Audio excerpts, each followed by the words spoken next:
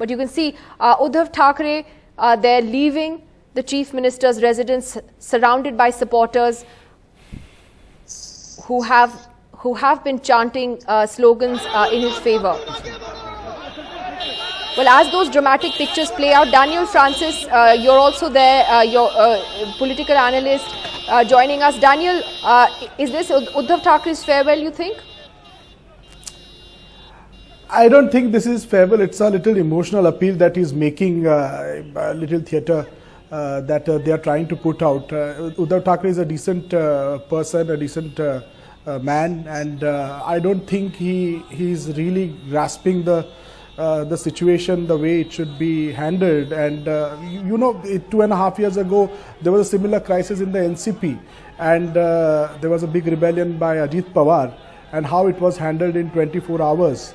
The situation looks like slipping out of his hands. You know, if he's saying that, you know, you can come and talk to me, and if you tell me that I'm useless, I will go. You know, that's not the way a political crisis like these need to be handled. He needs to take charge. He didn't even have an idea that such a big bunch of MLAs are going to cross the border of Maharashtra and go into Gujarat, and have flown now to Guwahati. And it was always known that Eknath Khadse has ambitions, and he is the weak link.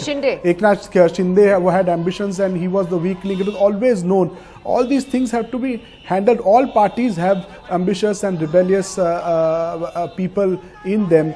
The handling and the management of these people is very, very important when you're running parties. And secondly is that political administration, when you are chief minister, has to have a very tight grip on politics and administration. The MLAs have given very interesting reasons for leaving the whole. But I think you make a valid point that this was building up for some time, and clearly there's a leadership failure here. Accusations that the chief minister was incommunicado, not available to talk to his own MLAs, ministers, let alone other members of the alliance. Mr. PKD Nambiar is with us. He's a supporter of the BJP and an analyst as well.